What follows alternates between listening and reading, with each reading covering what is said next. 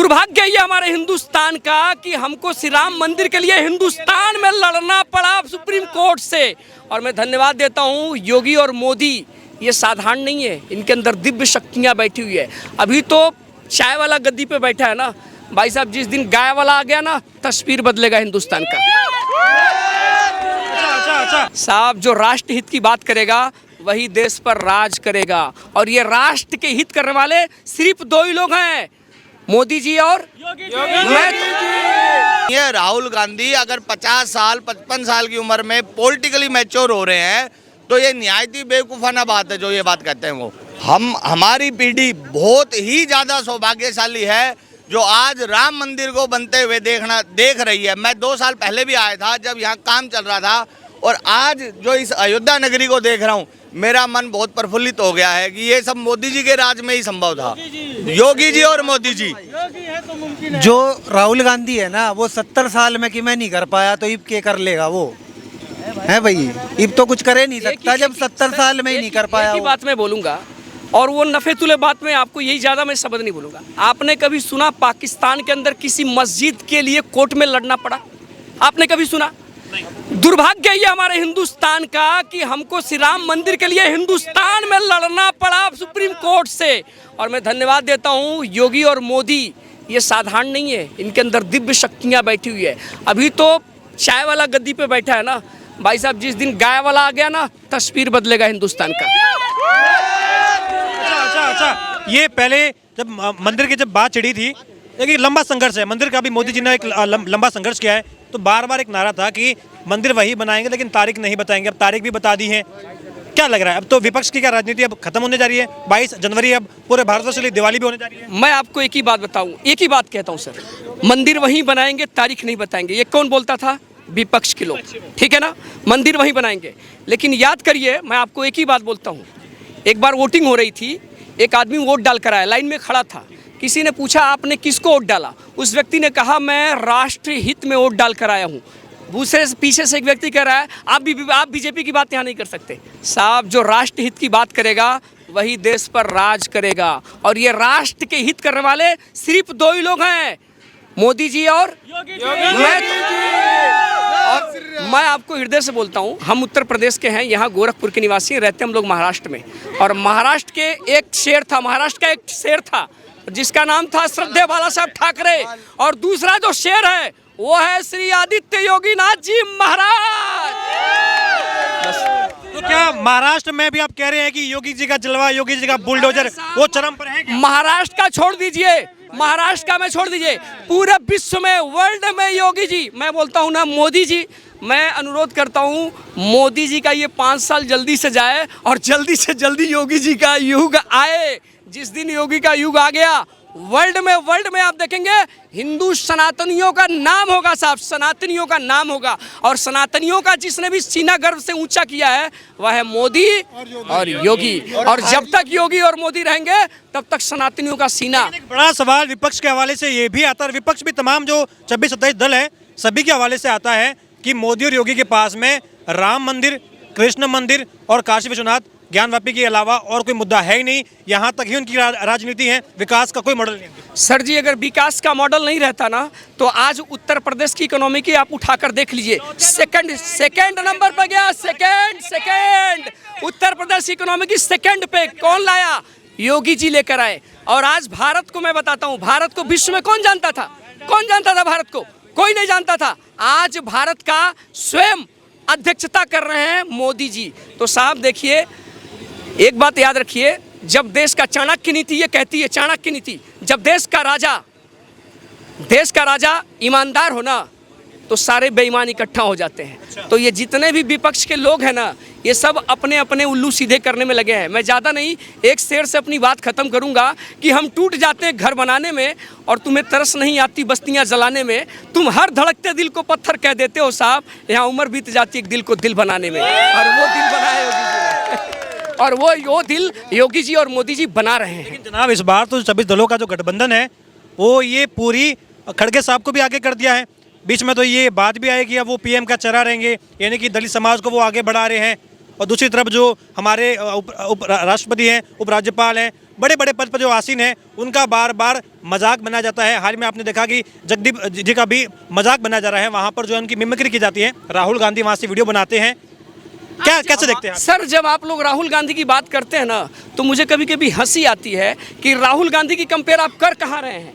मोदी जी से आप राहुल की कंपेयर कर रहे हैं। लेकिन उपराष्ट्रपति जी का मजाक बनाना, उनकी मिमिक्री करना, तो कहीं ना कहीं इसे आप किस तरीके से देखते हैं? सर, ये उनकी मानसिकता को दर्शाता है, ये उनकी मानसिकता और उनके संस्कार को दर्शाता है। याद रखिए, जो आपने कहा ना कि सारे विपक्षी दल एक हो चुके हैं, मैं छोटी सी बात कहूँगा।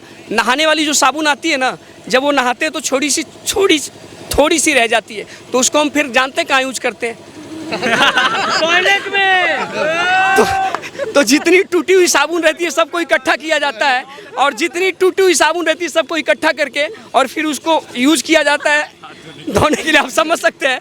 तो ये जितने इकट्ठे हुए ना, ये सब उसी के लिए यूज हुए, बार बाकी कोई बात नहीं। आप हरियाणा से हैं? हाँ जी, बिल्कुल हरियाणा से। हमारे जो कहीं ना कहीं जगदीश जी है, वह भी हरियाणा से है, जाट समाज से भी आते हैं। राहुल गांधी एक बड़े नेता हैं कांग्रेस पार्टी के, और वो वहाँ वीडियो बना रहे हैं। टीएमसी के नेता जो है उनका मजाक बना रहे हैं। क्या लग रहा है किस तरीके की लोकतंत्र के लिए और संविधान के लिए बहुत घातक बात है कि जो उपराष्ट्रपति का, चाहे ओम बिरला जी का, जो लोग मिमिक्री करते हैं और वो एक तरफ संविधान की दुहाई देते हैं। जगदीप धनखड़ जी का भी कर रहे हैं हाल ही में। बता रहा हूँ, वही तो मैं बता रहा हूँ कि जो उपराष्ट्रपति जैसे जो संवैधानिक पद पर जो लोग बैठे हुए हैं, यदि उनकी जो मजाक बनाते हैं तो उनमें मैच्योरिटी है कहाँ? आप मोदी जी का मजाक उड़ाइए, आप एमपी एमएलए मुख्यमंत्री का मजाक उड़ाइए, लेकिन जो संवैधानिक पद पर बैठे हो, जो किसी पार्टी से कोई मतलब नहीं होता, आप यदि उनका मजाक उड़ा रहे तो आप तो, ये तो लोकतंत्र के लिए बहुत घातक है। यदि आप सत्ता में आ गए तो आप तो सभी का मजाक उड़ा देंगे। अच्छा, ये भी कहा जा रहा था कि देखिए, ये जहाँ देखो वहाँ झुकते रहते हैं, मोदी जी के सामने इतना नतमस्तक होते हैं कि इनकी रीढ़ की हड्डी ही नहीं है। ऐसी भाषा का प्रयोग किया जा रहा है। ऐसा तो कांग्रेस वाले तो बोल ही नहीं सकते। जो हमारे महामहिम राष्ट्रपति जी ज्ञानी जैल सिंह और जो इंदिरा गांधी जी के जो आपसी रिश्ते थे कि कौन किसका कितना सम्मान करता था, वो आप पत्रकार महोदय बहुत अच्छे से जानते हैं। इसके बाद एक खबर और आई कि भाजपा जो वो ये कह रही है कि देखिए, मनमोहन सिंह जी की जो सोनिया गांधी के सामने बेइज्जती होती थी, भाजपा वैसी बात कर रही है कि उन्हें कहीं ना कहीं जो है इग्नोर किया जाता था मनमोहन सिंह जी को। तो कंपेयर किया जा रहा है, क्या कहना? तो हमारे यहाँ प्रधानमंत्री को कौन इग्नोर कर सकता है? उस समय तो प्रधानमंत्री को इग्नोर किया जाता था। आज किसी की हिम्मत है क्या? आज जो बाइडेन की हिम्मत नहीं है हमारे मोदी जी को इग्नोर कर दे, तो यहाँ के लोगों की तो हिम्मत ही नहीं है। उस समय तो हमारे सोनिया गांधी इग्नोर कर देती थी।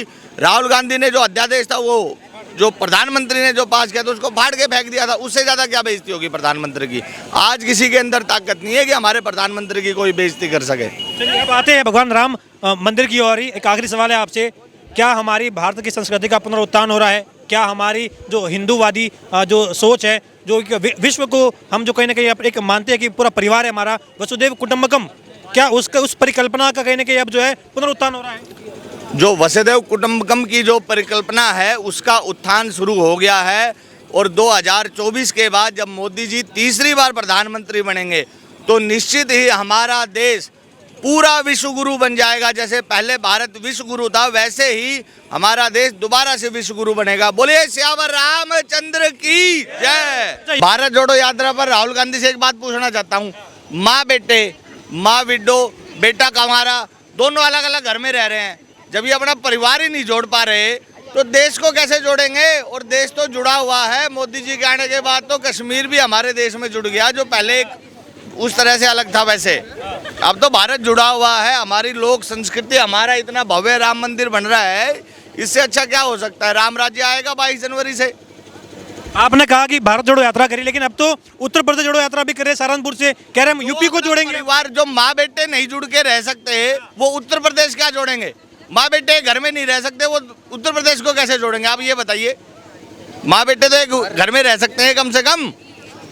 तो राहुल गांधी का कोई भी कहानी नहीं है। राहुल गांधी अगर 50 साल 55 साल की उम्र में पॉलिटिकली मैच्योर हो रहे हैं तो ये निहायत ही बेवकूफ़ाना बात है जो ये बात कहते हैं वो, कि 50 साल की उम्र में अब हमारा बच्चा यदि 50 साल की उम्र में मैच्योर होगा, अपना व्यापार संभालेगा, उसको क्या कहेंगे हम? वो कभी मैच्योर हो ही नहीं सकता 50 साल की उम्र में। जय श्री राम। अच्छा राहुल गांधी आजकल बड़े आक्रामक भी हो गए हैं। पॉलिटिकली मैच्योर का तो पता नहीं, लेकिन इतना जरूर है कि अब वो 24 के चुनाव में ऐसे घेराबंदी कर रहे हैं, 26 दलों का गठबंधन है और दावा कर रहे हैं कि मोदी जी इस बार अपने घर से तिरंगा फहराएंगे, ना कि लाल किले से। इतना बड़ा दावा। आदमी मंदबुद्धि होता है वो ज्यादा आक्रामक होगा, जो समझदार होगा वो आक्रामक नहीं कभी नहीं होगा। मोदी जी खूब समझदार है, खूब मैच्योर है, कभी आक्रामक नहीं होते। लेकिन जो कम समझदार है वो ही आक्रामक मुद्रा में आएगा। राहुल गांधी जी के भाषण सुनो, हमेशा ऐसे लगता है जैसे पब्लिक से लड़ाई कर रहे हो किसी बात पे। उनके अंदर जो गुस्सा है ना, जो फ्रस्ट्रेशन है, जो गुस्सा है, वो सिर्फ इसलिए कि कुर्सी नहीं मिल रही, बस, और कोई उनका मुद्दा नहीं है। उनको सिर्फ कुर्सी चाहिए और कुछ भी नहीं चाहिए। वो तो ये भी कह रहे हैं कि भाई मुझे कुर्सी की लालसा नहीं है, मेरे पूर्वजों ने देश के लिए कुर्बानी दी है, तो हक बनता है। किस पूर्वज ने कुर्बानी? देश के लिए क्या कुर्बानी दी? देश के लिए क्या कुर्बानी दी भाई? जो राजीव गांधी जी का जो निधन हुआ वो भी देश के लिए नहीं हुआ। वो उनका जो पॉलिटिकली जो उन्होंने श्रीलंका में जो सेना भेजी थी और तमिल जो उग्रवादी थे लिट्टे वाले, वो उनसे नाराज हो गए थे, तो वो उनकी जो सोच थी वो गलत थी। और इधर इंदिरा गांधी जी ने जो ऑपरेशन ब्लू स्टार चलाया था उसके खिलाफ गुस्सा था, ना कि देशभक्ति का कोई काम वाला नहीं था कि जिसकी वजह से इनके ऊपर हमला हुआ था।